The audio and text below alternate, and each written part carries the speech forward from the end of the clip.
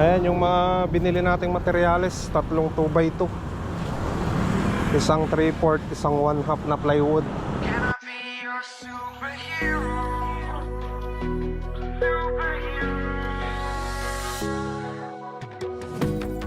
You take the light with you and you go. You're not coming knocking on my door now. I try to lie, was it always so? Cause nothing feels the same anymore. I've seen this all before. Why didn't I do more? Now I'm picking up the pieces from the floor. How could we just ignore our problems? Now they pour out, filling up the room with silence. Can you be mine now?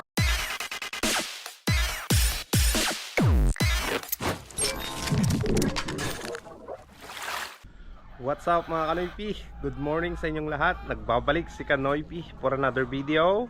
Araw ng Merkules, kuding ni Mia. Pero may trabaho tayo ngayon mga Kanoypi. Magiging karpentero tayo ngayon. Bali, kakaligo ko lang. At pupunta tayo ngayon sa Jose Hardware para bumili ng mga materyales. At may tatrabahoin tayo dito sa kabila, yung kwarto ni Bentong. Right. So samahan nyo kami ni Mia na pumunta ng Jose Hardware para nga bumili ng materyales na gagamitin. At mamaya din bibili din ako ng ng feeds, pagkain ng aking mga manok. Nandito na tayo sa parkingan ni Mia. At nandiyan mga Kanoypi, nakakumot si Mia.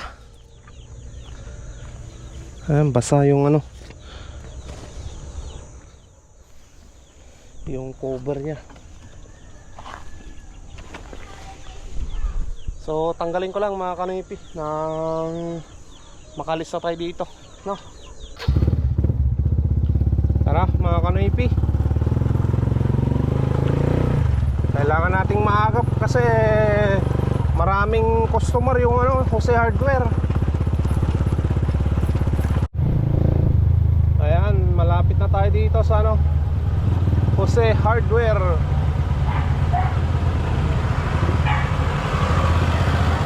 Grabe, walang maparadahan.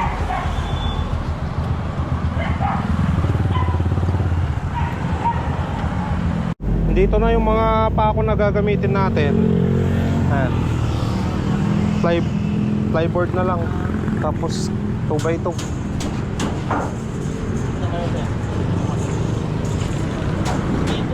Ayan yung mga binili nating materyales, tatlong 2x2, isang 3/4, isang 1/2 na plywood. Bali 1,910 1,910 lahat mga Kanoypi.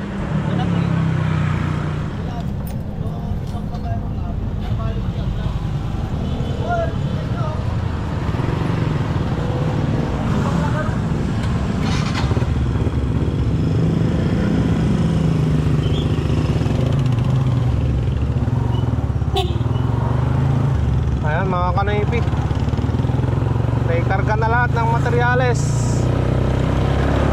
Punta pa tayo ng Glorisan at may bibilin tayong materyales doon.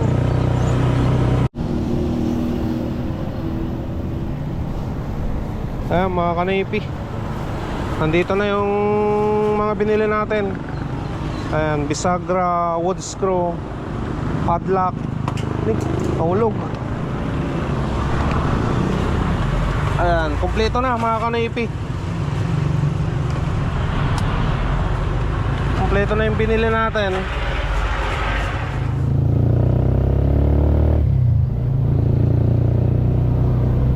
Bili tayo ng feeds dito. Wala na yung isa eh, kaya binalik ko yung dati kong feeds.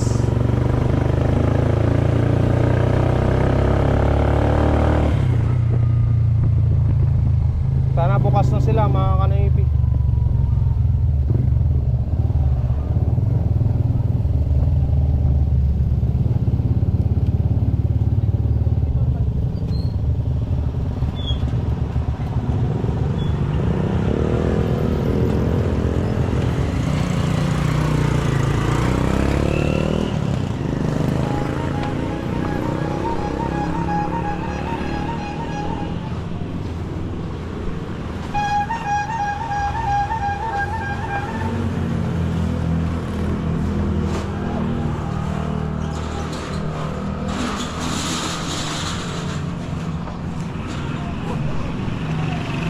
boss.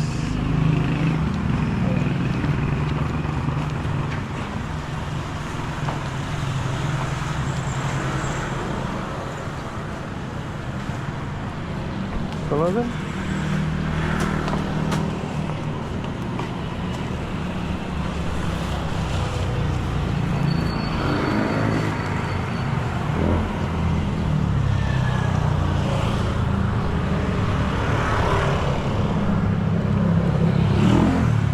Ayos na yun. So tara na mga kanaypi, pabili na tayo ng feeds. Ay, kunin na natin yung feeds mga kanaypi para ano, mabuhat ko na rin tong mga kahoy, plywood, tapos yung 2x2.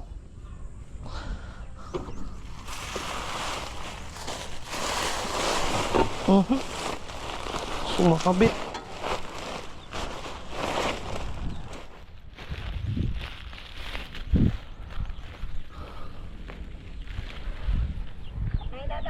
Kanan ti manok konti. Ay papaitlog. Ayan, buhatin na natin tong ano, 1/2 na plywood marin mga kanaypi, para sa pintuan to na gagawin natin. Ayan, kunin na rin natin tong mga kanaypi, yung 3/4 na plyboard. Gagawin nating divider to eh.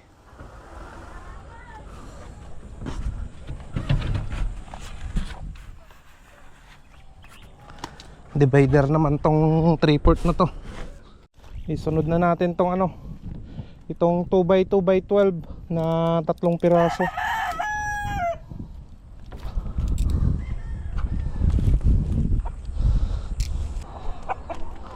Buhatin na natin mga kanaypi. Ito para sa pintuan to. Bali, dito tayo magtatrabaho ngayon mga kanaypi, sa bahay ni Ate Maylie. Nandiyan na yung mga gamit ko na gagamitin. Ayan, circular saw. Sukatin na lang natin yung ano, yung pintuan na gagawin natin doon sa ano, sa kwarto ni Bentong. Para sa kabila. Yung plywood nandiyan pa sa kabila eh. Bali, nasukat ko na yung ano, mga kanaypi, yung taas at luwang nung pintuan. Bali yung luwang niya 81 at yung taas niya 207. Alright, yung pintuan muna yung ano, gagawin nating una bago yung divider. Natapos ko na yung kahoy mga kanaypi na gagawin nating pintuan. Ito na, ayan, tabas na natin pati to. Magbubuo na tayo ngayon. Can I be your superhero?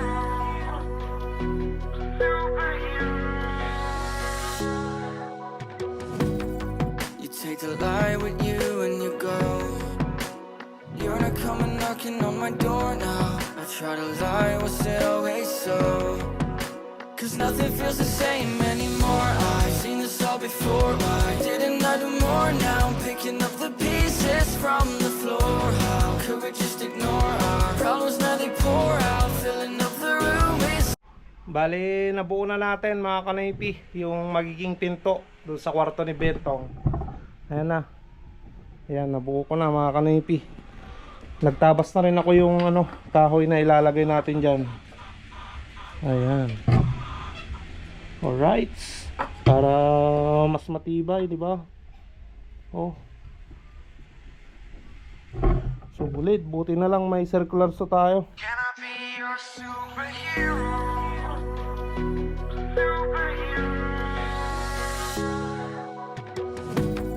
You take the light with you and you go. You're not coming knocking on my door now. I try to lie, was it always so? Cause nothing feels the same anymore. I've seen this all before. Why didn't I do more? Now I'm picking up the pieces from the floor. How could we just ignore our problems? Now they pour out, filling up the room with silence. Can you be my nightlight? And I'll be your superhero.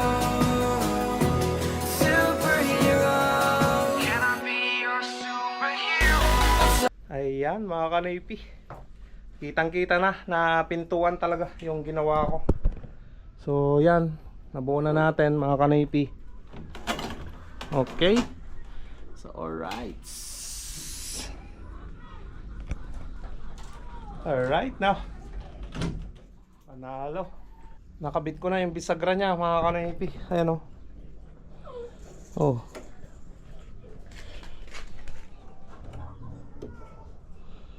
Alright.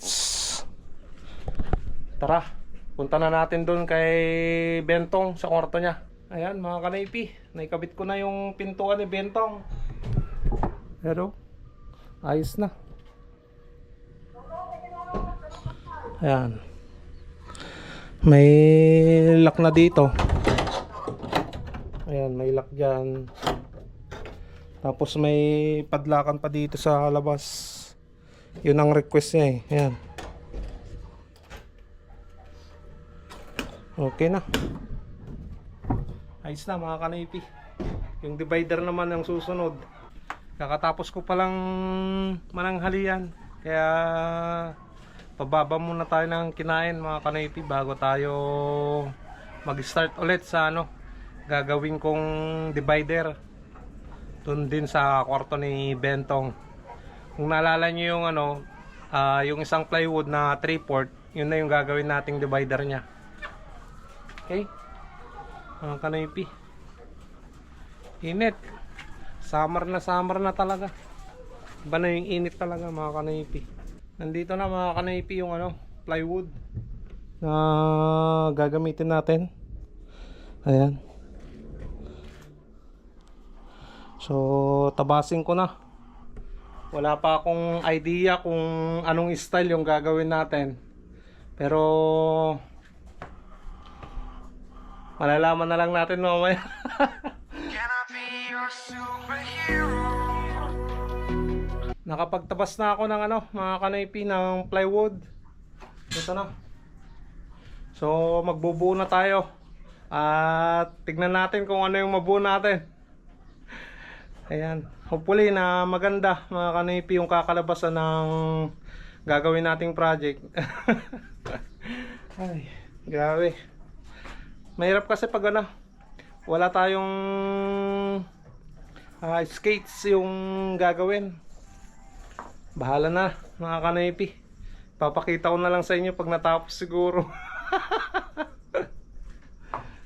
So sabi ng kapatid ko, yung nasa Bahrain, yung mama ni Bento, bahala na daw ako kung ano yung gagawin ko.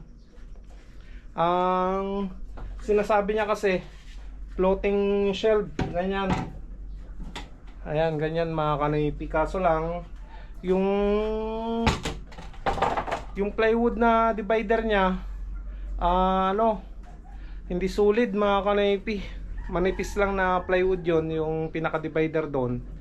Kaya hindi pwede yon na naka-floating.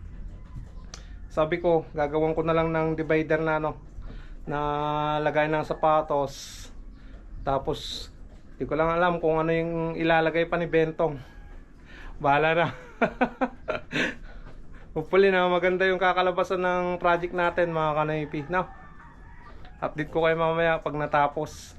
Pag nakikita na natin yung yung outcome ng project natin. Can I be your superhero?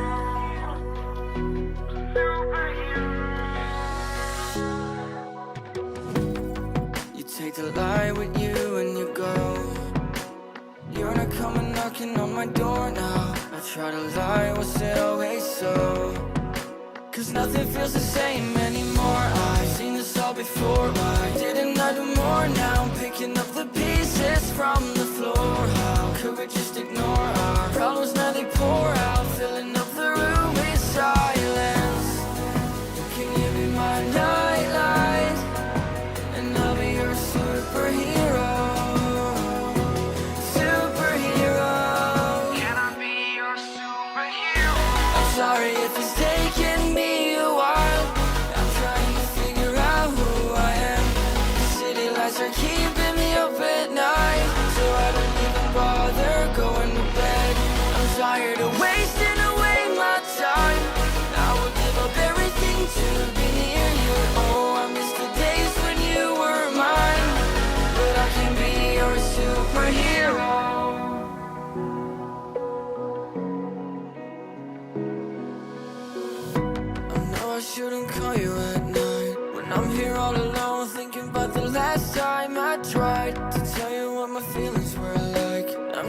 another one to try to swallow my pride. Oh my, oh, what you doing to me?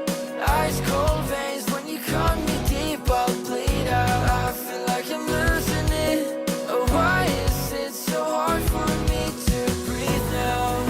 Can you be my nightlight? And I'll be your superhero. Superhero. Can I be your superhero? I'm sorry if it's taking me a while. I'm trying to figure out who I am. These city lights are keeping me up at night, so I don't even bother going to bed. Ayan, natapos ko nang nagawa yung mga kanoypi, yung divider para kay Bentong. Ayan, sa kwarto niya. Ganyan yung kinalabasan. So kita nyo naman, bali dito yung space na to, lagayan ng sapatos niya. Bahala na siya kung ano yung lalagay niya dito. Ganyan mga kanipi yung ginawa ko ngayon. Bali kunti lang yung ano, yan lang yung natira sa isang plywood mga kanipi. Ito pala, dalawa. Sa isang buong plywood yan lang. Pinakagawa niya. Yan. Kung gusto niyo namang gumawa ng ganito, patungan ng TV, tanggalin niyo lang ganito. Pwede na, mga kanipi. Patungan na ng TV yan. Ayos to. Plyboard yung ginamit nating ano, plywood.